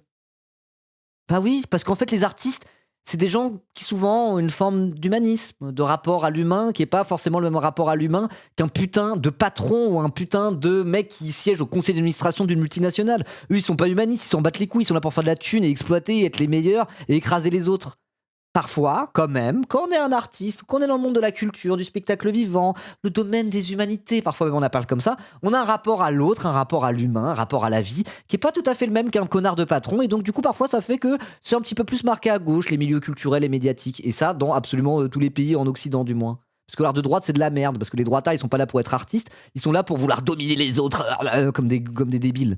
Donc bon, voilà, il n'y a pas l'intellectuel de droite, comme dit la Gannerie. Chapoutot, parfois, il a des trucs comme ça. Donc oui, au bout d'un moment, oh là là, je comprends pas, pourquoi tous ceux qui font l'art et la culture dans le monde, souvent c'est des gauchistes. Bah pose-toi les bonnes questions, peut-être que t'es pas du bon côté de l'histoire, FDP, va, bon bref, allez, je m'énerve tout seul. Les films depuis les années 70, les valseuses et d'autres films jusqu'à aujourd'hui, Intouchables, etc.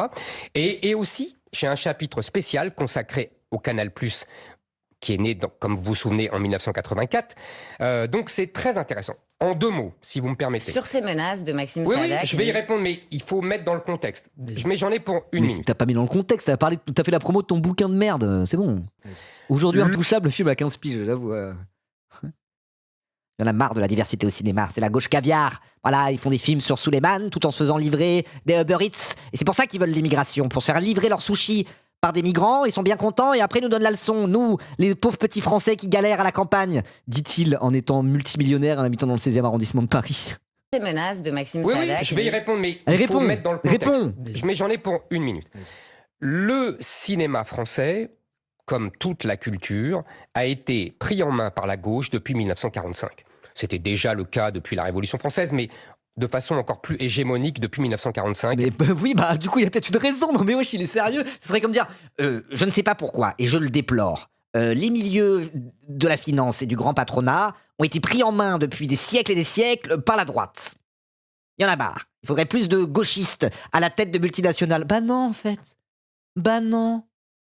Et la gauche et les valeurs de gauche sont un peu surreprésentées dans le milieu culturel et artistique de la même manière que les valeurs de droite sont représentées dans d'autres milieux. Enfin, je me répète un peu, mais il y a que ça à dire au moment. S'il comprend pas ça, qu'il aille se faire foutre au moment. Ça sert à quoi d'avoir un aussi gros crâne pour qu'il n'y ait rien dedans, quoi. Elle a pris en main l'université, le cinéma, l'édition, même la publicité, la télévision, etc. La publicité.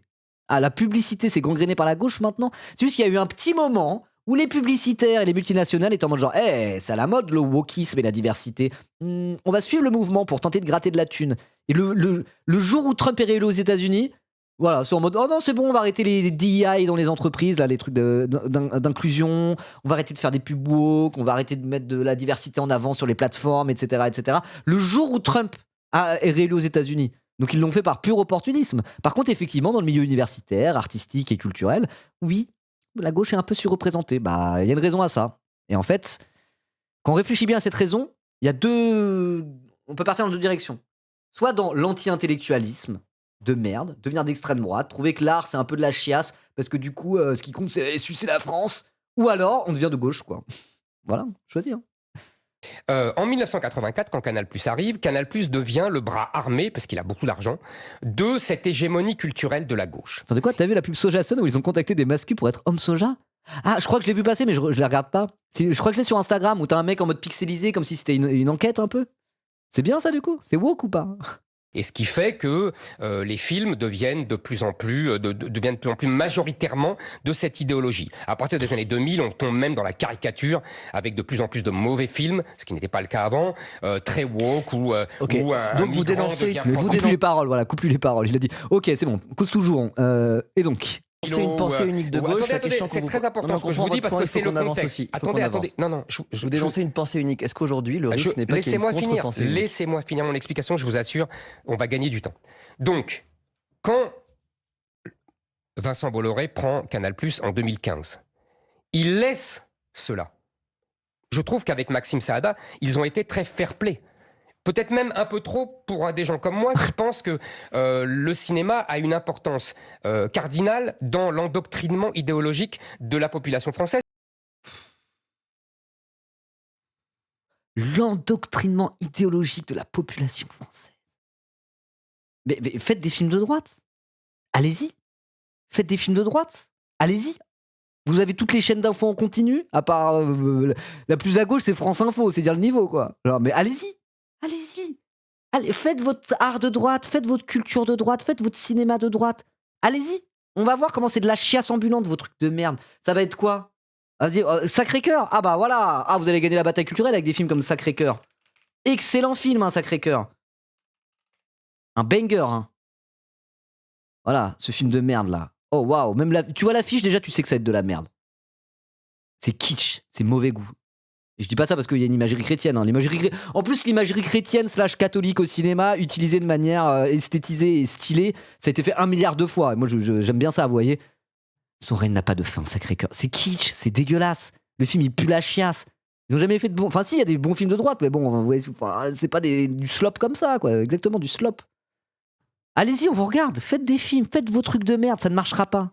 Ça ne marchera pas. Et puis en plus, il est là en mode genre, oui, le wokisme au cinéma, machin bidule. C'est pas comme si le cinéma et la culture américaine, par exemple, avaient aussi servi de propagande pendant des décennies et des décennies et des décennies pour défendre l'impérialisme américain, quoi. C'est pas comme si on vivait dans un monde où les marchands de jouets, pendant des siècles, pas des siècles, pendant des décennies, vendaient des petits soldats et des petits militaires et des actionman à des garçons en vendant des Barbies à des filles, quoi. En mode, voilà, bah, les meufs restaient faire la popote à la maison et les mecs allaient vous battre à la guerre. Il y avait pas une forme de propagande et de bataille culturelle dans le monde culturel, entre guillemets. Ça existe aussi de l'autre côté. Il se trouve que par contre, dans ce qui sort un peu du lot, dans ce qui est retenu par les milieux artistiques, dans ce qui est retenu par les milieux académiques, bah ouais, les grandes œuvres, souvent, elles vont pas trop de ton côté, Éric Zemmour, parce que t'es une merde et parce que ton camp, idéologiquement, c'est des sacs à merde et vous puez la chiasse et vous êtes une insulte à l'intelligence humaine et à tout ce qui est de beau dans l'humanité. Vous, l'extrême droite, vous les fascistes. Donc vous étonnez pas que ceux qui essayent de faire des choses belles dans l'humanité comme de l'art soient pas de votre côté, putain de merde. Vous avez une idéologie de mort, vous n'aimez pas l'humaniste, vous êtes anti-humaniste, vous êtes en mode oh les droits de l'homme là ça nous casse un peu les couilles. Bah allez niquer vos mères, c'est pas vous qui allez faire des beaux films, c'est pas vous qui allez faire des films qui quand on est un être humain et qu'on les regarde ça nous parle à un niveau intime. Vous le seul truc qui parle à un niveau intime aux gens c'est sucer toute la journée le drapeau bleu blanc rouge et si t'as pas du sperme du général de Gaulle qui dégouline de la bouche H24, vous êtes pas content.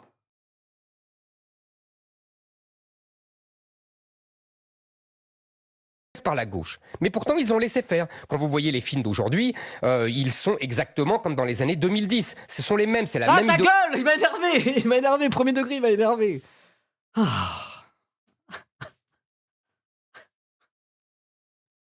Je sais pas si c'était là, Grouby, c'était pas du clip farming, hein. C'est sorti tout seul. Je sais pas si c'était là, Grouby, mais oui, voilà, t'es là, Grouby.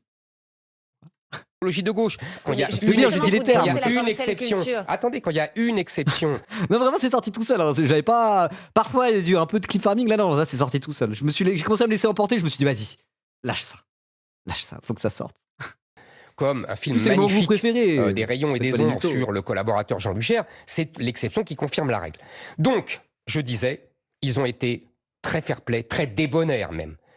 Et aujourd'hui, les mêmes gens qui vivent grassement, faut le préciser, de l'argent distribué par Canal+, lui crache au visage de Vincent Bolloré, le traite de crypto-fasciste, ce qui Non, ils auraient dû dire fasciste tout court, je suis d'accord. C'est pas un crypto-fasciste, hein, c'est juste un fasciste tout court. Hein. Non, mais en plus, encore une fois, je redis ce que j'ai dit hier chez l'UMA. En réalité, effectivement, le seul argument, c'est de dire « Oh, mais jusque-là, Bolloré, il a pas tout cassé, ça va, chez Canal+. » Oui, chez Canal, il a pas tout cassé. Tout le reste, où il a mis ses gros doigts dedans, il a utilisé la même méthode. Le JDD, il rachète le JDD, grève au JDD, il vire tout le monde. Il s'en bat les couilles, il place ses pions. Le JDD devient un journal d'extrême droite qui est là directement pour faire la promo de Monsieur Zemmour, par exemple. iTélé, il rachète iTélé, il y a une grève, il vire tout le monde, où les gens se barrent d'eux-mêmes, il en fait CNews, il en fait un organe de propagande caricatural. Il a fait ça avec Fayard, il en a fait la maison d'édition de Zemmour, Marion Maréchal, Le Pen, Bardella et j'en passe. Là, il fait ça avec Grasset, il l'a fait encore pas longtemps en limogeant Olivier Nora, et y compris des gens de droite, hein, y compris des gens pour lesquels Zemmour est censé avoir une relative sympathie. Je pense par exemple à Becbédé ou BHL. Sont barrés de Grasset pour cette raison, parce qu'en fait, on connaît le pattern avec Bolloré. Il laisse les gens tranquilles jusqu'à ce qu'ils se disent c'est bon, il est temps d'en faire mon organe de propagande. Et ça risque de partir dans cette direction-là avec Canal et avec UGC, qui est le distributeur. Et c'est pour ça que les gens s'inquiètent, parce qu'ils voient très bien ce qu'il a fait avec Europe 1, iTélé, et le JDD, Fayard, et ce qu'il s'apprête à faire avec Grasset. Ça va, 5 exemples précédents, c'est pas suffisant pour voir ce qui est en train d'arriver, quoi. Et à la place de ça, il y a des Mathieu Kassovitch qui sont en mode jusque-là, Canal, il nous laisse faire, hein. Moi ça va, hein. Ça va, moi tant que c'est pas le fascisme à Canal, je m'inquiète pas. Quand ça sera le fascisme, là il sera temps de s'inquiéter. Bah non, bouffon, il sera trop tard. Il sera trop tard pour s'inquiéter. Ce qui compte, c'est pas la chute, c'est l'atterrissage.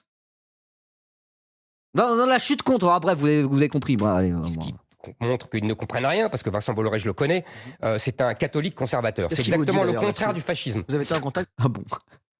Alors moi j'ai ma définition du fascisme. Les fascistes, c'était pas des catholiques conservateurs. Les catholiques conservateurs en Italie, au moment de l'émergence du parti fasciste, je me demande comment ils sont comportés. Ils étaient antifascistes, beaucoup. Ils ont plutôt rejoint les communistes et les partisans et les socialistes pendant la guerre. Oh là là là là. Oh là là. Non, si t'es catholique, tu peux pas être fasciste. Voilà. C'est un truc qui se sait, hein, vous saviez pas? Moi, si je vous le dis. Avec lui directement. Oui, j'étais en contact. Oui, j'ai travaillé pour CNews. Ça vous a pas échappé. Donc je le connais là, un peu. Depuis hier, depuis je le connais un peu. Non, j'ai pas été en contact là dans cette affaire. En tout cas, je sais que c'est un catholique conservateur. C'est le contraire du fascisme, qui est révolutionnaire et anti-chrétien. Rome était pas trop chaud au début, puis open bar pour Mussolini. Attendez, juste pour vérifier un truc. Je vais vérifier un truc. Église. Je connais pas hyper bien le truc, mais je suis quand même à peu près sûr de moi. Église catholique, Mussolini. Fascisme et religion. Ouh là là, rapport ambigu avec le catholicisme. Le fascisme comme adversaire de la religion. Alors effectivement, du fait de leur tension totalitaire, les fascistes ont souvent eu des rapports de violence envers les religions. Le totalitarisme peut être en effet théoriquement pas toléré, ne peut pas tolérer une source de dissidence, nanani nanana. L'idéologie d'État. Les nazis ont donc par exemple tenté d'unifier les courants protestants allemands en une seule église allemande nationale, Reichskirche, afin d'ensuite la dissoudre. Le fascisme soutenu par la religion. Ah! Le fascisme et la religion ne sont pas mutuellement exclusifs. Le franquisme s'est présenté comme national-catholique.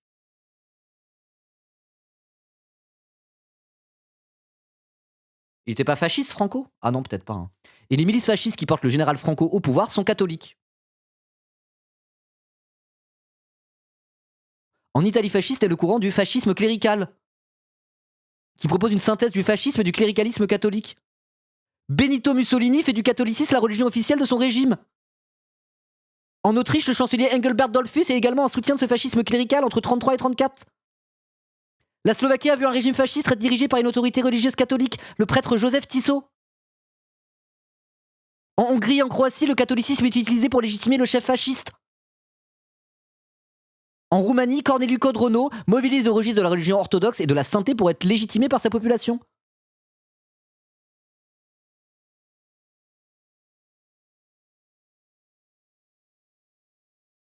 Alors, il disait quoi, lui? Il disait quoi, Zemmour? Juste pour vérifier. Depuis hier, je le connais un peu. Non, j'ai pas été en contact là dans cette affaire. Vas-y, parle. En tout cas, je sais que c'est un catholique conservateur. C'est le contraire du fascisme, qui est révolutionnaire et anti-chrétien. Ah, non, ça va. Zemmour l'a dit, donc il doit avoir raison. Vraiment. Et encore une fois, hein, Zemmour a été présenté pendant des années comme un mordu d'histoire extrêmement cultivé et qui, même si c'est un adversaire politique, au moins, avec lui, la conversation est de haut niveau. Quoi. Là, ce qu'il vient de dire, c'est du niveau de Hitler était de gauche, il y a socialiste, le nationaliste socialiste. Il a failli lâcher anticapitaliste. Non, mais qu'est-ce que c'est que cette falsification de l'histoire? C'est dramatique. Hein. Mais donc est-ce que Maxime Saada a ils ont raison. De menacer oui, ces je trouve qu'ils sont encore une fois. Donc ils ont qui dénonçaient la cancel culture. Là, il fait la même chose et vous dites cette fois je valide. Il dit si ces gens nous traitent de fascistes, il ne faut pas qu'ils prennent notre argent. Je trouve que c'est le minimum. C'est pas prendre leur argent. Si tous les gens, les acteurs et les techniciens et les machins se barrent du groupe Canal, abandonnent totalement le groupe Canal, il va survivre comment le groupe Canal ? Le groupe Canal génère des revenus, génère de l'argent. C'est parce qu'il y a des gens qui travaillent chez Canal. Voilà, c'est ça. Le patron arrive et dans son extrême mansuétude arrose tout le monde de thunes, c'est cadeau, c'est gratuit. Je me répète un peu avec le début du live, mais genre c'est quoi ce discours de débile quoi ? Je vous répète, je trouve qu'ils ont été très élégants, ces gens-là. D'ailleurs, j'ai vu que le CNC reconnaissait que Canal+ n'avait pas vraiment orienté Mais parce que le CNC, il flippe comme des pétochards, le CNC. En même temps, il y a l'extrême droite en embuscade, là, qui a envie de gagner en 2027 et qui est quand même un vrai danger pour 2027, qui sont en mode nous, si on arrive au pouvoir, on va privatiser tout l'audiovisuel public et on va supprimer le CNC. Il y a Bolloré à côté qui a un poids de plus en plus massif. Du coup, ils serrent les fesses, ils ont envie de conserver leur poste. Et ils font non, je veux pas trop critiquer. Parce que tout le monde est en flip, parce que Bolloré a un pouvoir absolument démesuré de par sa fortune. Et sa fortune, il l'a fait comment ? Et encore une fois, je leur dis, il l'a fait en exploitant le continent africain. C'est comme là devient la fortune de Bolloré à la base. Les affaires dans les ports en Afrique, les plantations d'huile de palme, l'exploitation néocoloniale d'un continent entier, quoi. Alors du coup, comme il a fait ça, et maintenant il a le droit de s'emparer de tout. Voilà, et avoir un monopole et devenir le maître de la France. Il l'a mérité. Ceux qui sont pas d'accord, vous êtes des ingrats parce qu'il a de l'argent. Mais c'est quoi cette mentalité d'esclave, encore une fois ? Je me répète parce qu'on en a déjà parlé au début du live avec Hanouna, mais qu'est-ce que vous voulez dire d'autre ? Mentalité d'esclave, quoi. Force à tous les esclaves, c'est pas ça que je dis. Les esclaves n'avaient pas des mentalités d'esclaves, justement, ils voulaient être libres. Vous voyez ? Mentalité de clébard, plutôt. J'aurais dire clébard. Vous avez vu ce que je voulais dire, quoi. Aïe, aïe, aïe, aïe. Après, il y a beaucoup de fachos dans la culture. Oui, mais bon, t'as compris ce que je disais tout à l'heure sur ceux qui font l'art et la culture. Parfois, il y a un biais un peu à gauche.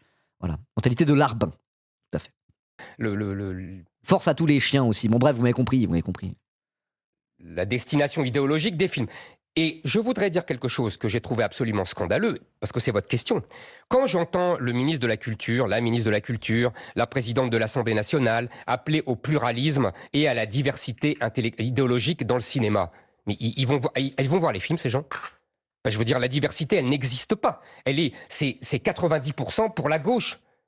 Donc oui, la diversité, oui, mais pour l'instant, il n'y a pas de diversité dans le cinéma français. On a entendu votre discours. Serpillière, je voudrais dire serpillière. Les chiens, c'est mignon, c'est vrai. Mentalité de serpillière, tout à fait. J'aimerais garder mon public de pupilles, tout à fait. Il va pas aussi non plus, non, bah peut-être pas, je sais pas. Votre position sur Maxime Saada, que vous comprenez donc ? Oui. On le disait, vous rééditez votre livre Le suicide français chez Fayard. Vous êtes depuis plusieurs jours un peu partout, dans le Figaro, sur CNews, dans le JD News. Est-ce que cette réédition, c'est un prétexte pour imposer votre candidature dans l'atmosphère ? Ah. Pourquoi des mots négatifs ? Parce que t'es une merde. Pourquoi vous êtes pas sympa avec moi ? Parce que t'es un horrible et sinistre personnage. Et on se passerait bien de toi dans les médias. Pourquoi vous êtes méchant avec moi ? Parce que t'es un connard. Parce que t'es un connard d'extrême droite qui déteste tout le monde, misogyne, raciste, qui fait l'apologie de Pétain à la télévision pour aucune putain de raison. T'es un des pires Français qui existent à l'heure actuelle. Il est top 3 des pires connards de France et il est pas 3e. C'est peut-être pour ça que les gens te parlent mal, je sais pas, t'avais qu'à être plus sympa avec les autres. Tu parles bien avec les autres, toi ? Tu trouves que t'es un mec respectueux ? Le respect, ça va dans les deux sens, mon gars. Si tu respectes pas les autres, t'attends pas à ce qu'on te respecte. Je pense prétexte, c'est négatif. Prétexte imposer. Pour imposer. Écoutez, en tout cas, ce qui est vrai, je ne vais pas tourner autour du pot, c'est vrai qu'en 2014, j'ai écrit pour alerter, je dirais aujourd'hui, j'ai écrit pour mobiliser. Respecte l'uniforme, Eric, exactement. Respecte les journalistes, Eric. Pardon, monsieur Ruffin, je m'étais un peu emporté. Tout simplement parce que les choses se sont aggravées. Vous savez, pourquoi ce livre a eu autant de succès et pourquoi je le réédite ? Parce que c'est ça la question. Je pense pour deux raisons. La première, c'est qu'il répond à une question fondamentale que se posent les Français, qui est comment on en est arrivé là. J'entends beaucoup de jeunes qui ont l'impression de n'avoir le choix qu'entre le désespoir et l'exil. Et des gens de... L'exil. Ah, mais les jeunes Français blancs s'exilent de France, là. Ils partent tous. Vous savez, dans quelle population on observe une émigration en France où il y a plein de gens qui, pourtant, ont fait leurs études en France, sont diplômés, ont un bon CV parfois, etc., pourraient très bien rester en France et participer à l'activité économique de la France pour le meilleur, etc. Et pourtant, il y en a plein, ils se barrent parce qu'ils sont en mode c'est plus respirable l'ambiance ici.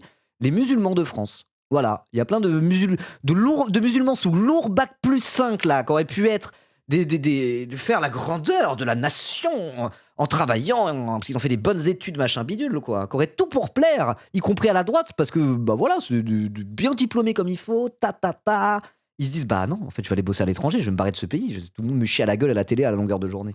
Voilà. Mais lui, il parle avec beaucoup de Français, probablement des fans d'Éric Zemmour, qui disent, je vais me barrer. Ah si, après, les espèces de libertariens totalement zinzin qui sont en mode je vais fuir les impôts, être digital nomade, vendre des formations pour arnaquer des jeunes en ligne et tenter de devenir millionnaire, mais ça marchera pas trop bien. Donc je vais tenter de me reconvertir dans des chaînes YouTube de finance d'extrême droite et en fait ne avoir aucun buzz et être une merde. Oui, il y a ça aussi. Ouais, il y a les profils comme ça. Ils sont loin d'être majoritaires en France.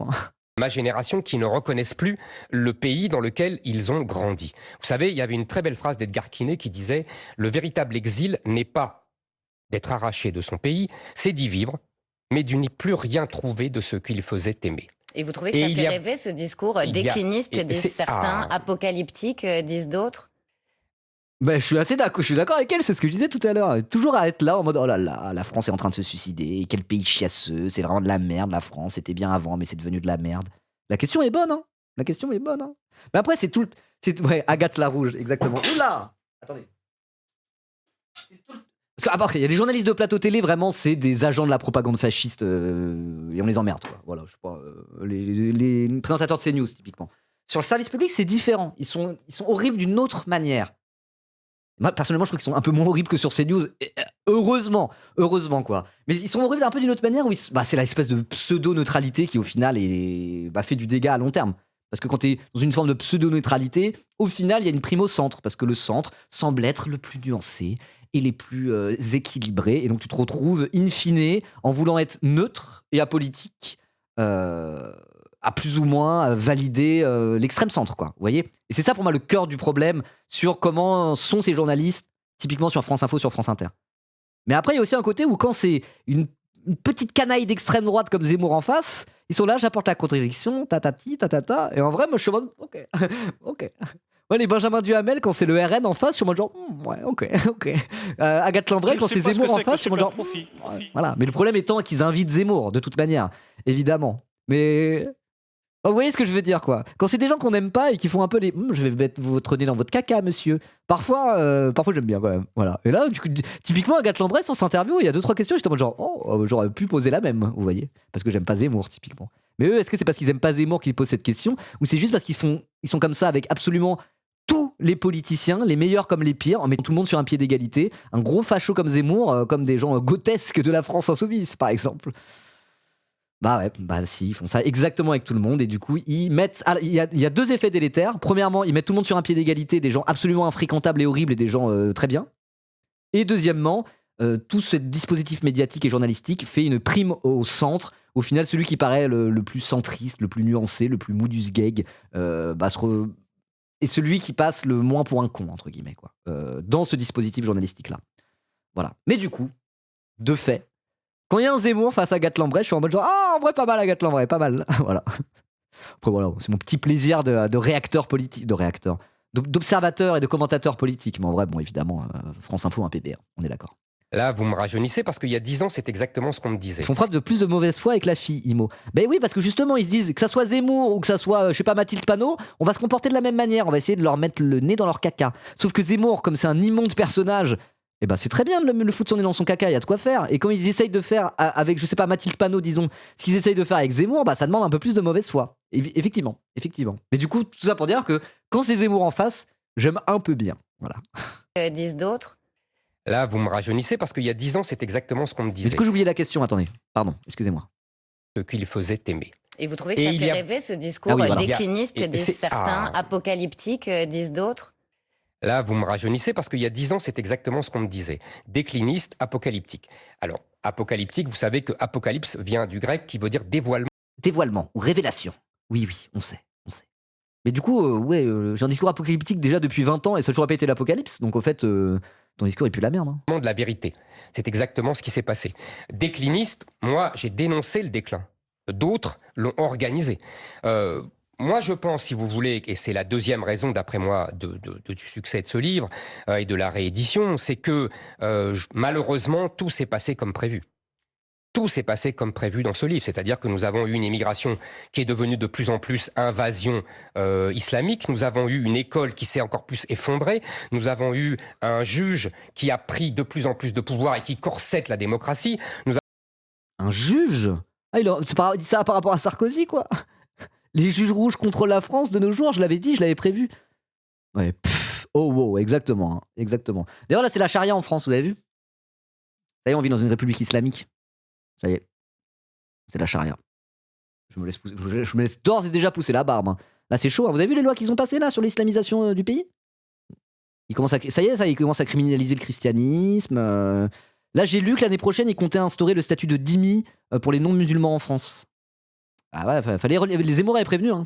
Nous avons vu une désindustrialisation qui a ouvri les Français. Tout ce que j'annonçais, est-ce que vous serez candidat à la présidentielle, quoi qu'il arrive ?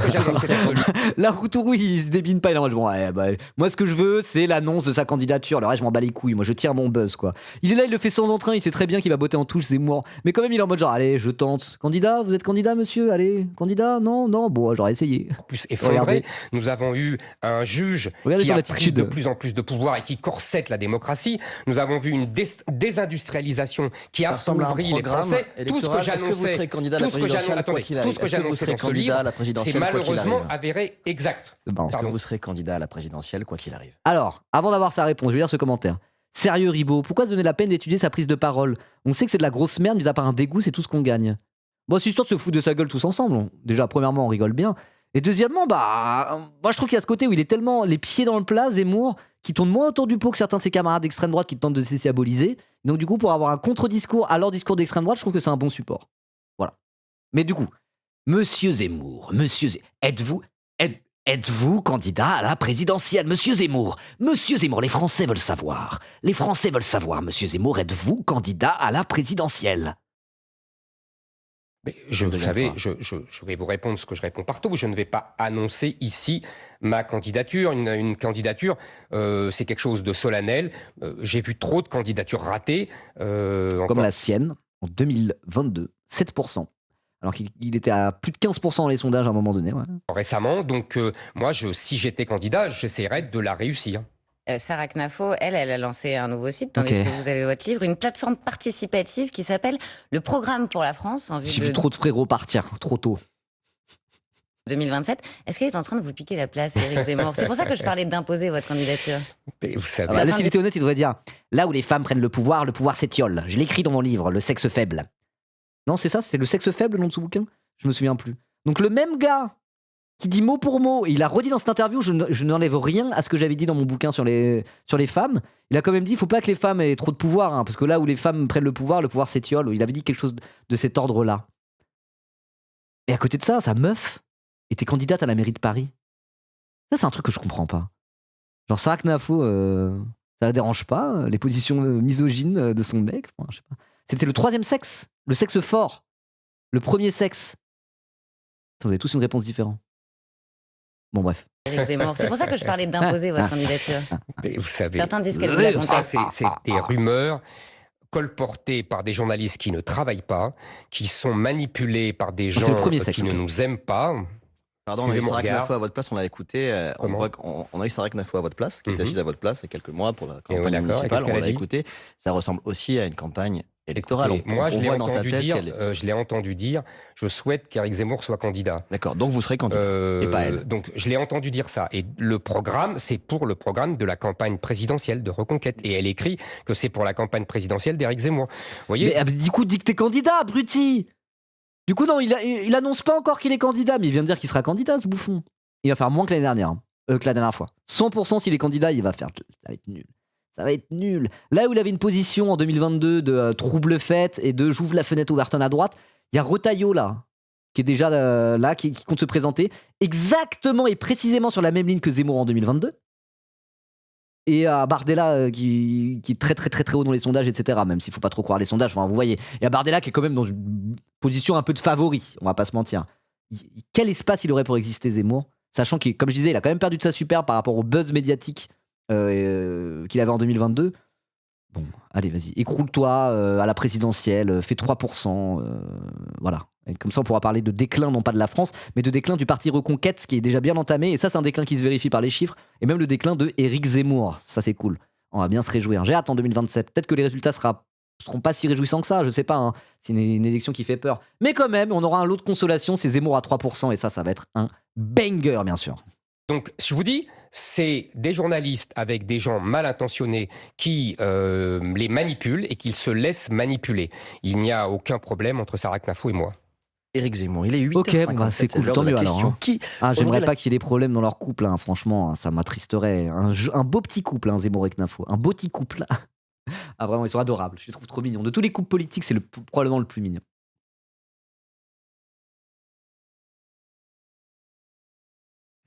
Non. Question qui regarde Jordan Bardella. Quand vous le regardez, Jordan Bardella, aujourd'hui, qu'est-ce que vous vous dites? Zemmour en mode petit père. C'est vrai qu'il est en mode petit père, Zemmour avec Knafou. Bref. Vous, sincèrement, est-ce que vous vous dites c'est mon héritier politique ou mon principal? Attendez, de quoi? Il parle de qui? Aujourd'hui, qu'est-ce que vous vous dites au fond de vous, sincèrement? Est-ce que vous vous dites c'est mon héritier? Ah, il parle de qui? Recommence ta question. 8h57, c'est l'heure de la question qui.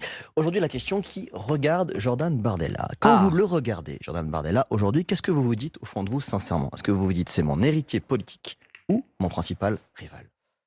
Il va être en mode genre. Moi, j'aime bien Jordan Bardella, car ce que je reprochais principalement au parti de Marine Le Pen et à la ligne de Marine Le Pen, c'est son socialisme économique. On ne peut pas se prétendre de droite dans ce pays. Moi, je savais que je voulais faire l'union des droites. Marine Le Pen avait un programme socialiste. Et je vois que Jordan Bardella fait un effort sur l'aspect économique, donc soutien critique. Voilà, ça va être un truc peut-être comme ça un peu? Je sais pas, vous pensez quoi? Vous pensez que ça va être ça? Ni l'un ni l'autre. Alors comment vous le qualifiez? Ben, je dirais que... Je dirais que... Mais réponds! Réponds! Il fait beaucoup d'efforts pour essayer de faire croire que le Rassemblement national est un parti de droite alors qu'il est dirigé par des gens de gauche. C'est à peu près ce que je disais, hein. Ça rejoint à peu près ce que je disais. Elle lui dit qu'il fait semblant, voilà. C'est un parti de gauche, le RN. C'est à cause de leur programme économique. Vous saviez qu'ils étaient pour la retraite à 60 ans à un moment donné. Voilà, mais ils le sont plus. Là, Bardella encore s'est exprimé pour dire oui, non, ça sera 42 années de cotisation, puis l'âge de la retraite, ça va, vous inquiétez pas, le MEDEF, si j'arrive au pouvoir, je ferai vos affaires, quoi. Oh là là. Il fait beaucoup d'efforts pour attirer des électeurs de droite et finalement les tromper, puisque Madame Le Pen, qui est la véritable patronne du Rassemblement national et qui le restera quoi qu'il arrive, c'est ma conviction,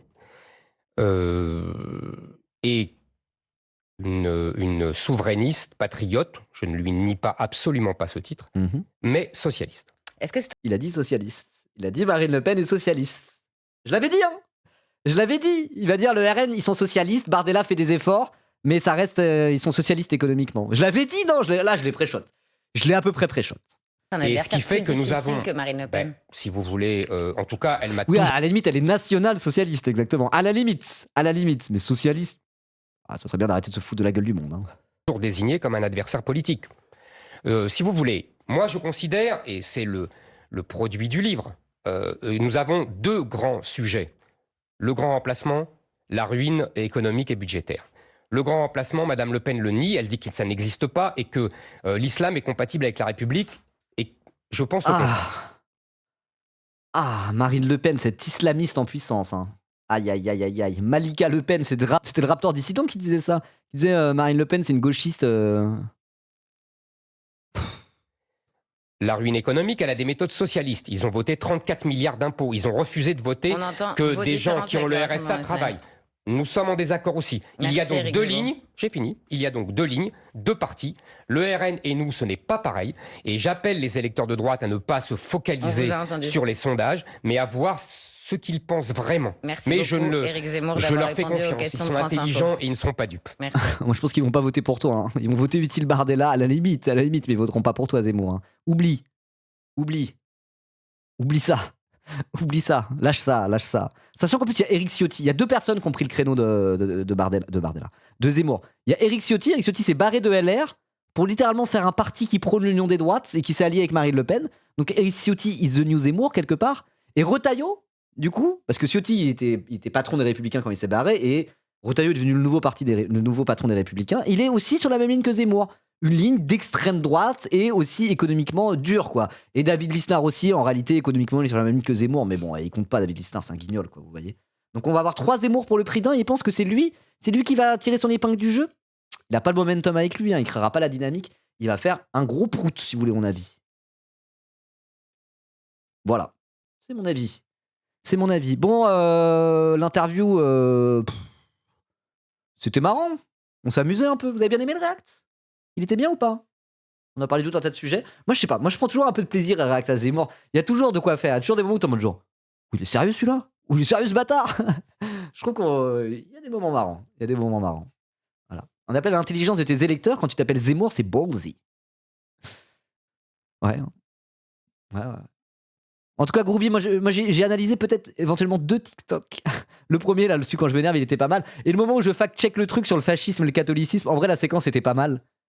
Donc peut-être ça, sinon. Et un côté un peu debunk, ça marche bien parfois les TikTok comme ça. Voilà, je le dis maintenant avant d'oublier, mais on en reparle après. Voilà. Le React était cool, Zemmour était fartesque. Oui, Zemmour était vraiment fartesque. Hein. C'est le mot.